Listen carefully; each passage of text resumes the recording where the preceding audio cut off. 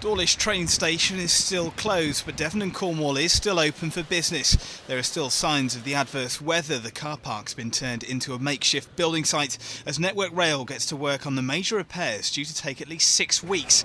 Prime Minister David Cameron has visited the town. He told Palm News anything that's needed will be made available.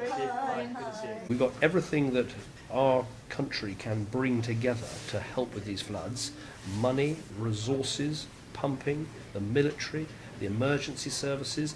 Every part of our country, every part of our government, every part of our emergency services is now totally focused on dealing with these floods. The community has come together to fight Mother Nature. These are some of the reminders of her power. Sheila's a volunteer who's been helping people affected. She says they're worried about repair bills. Well, there is, and a lot of people were worried because they weren't insured.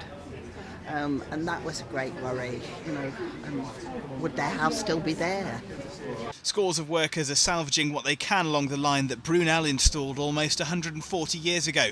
MP Anne-Marie Morris says the Prime Minister's presence is key. But I think he was also very impressed, and so was I, with the progress that Network Rail have made. I remember seeing that hole, 4 or 5 days ago, and it really was quite something. Now, the hole has already started being filled up.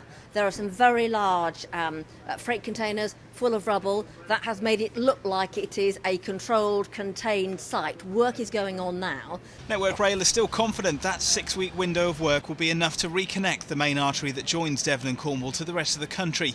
It affects over 15,000 people every day, costing the economy millions of pounds. Patrick Hallgate is from Network Rail.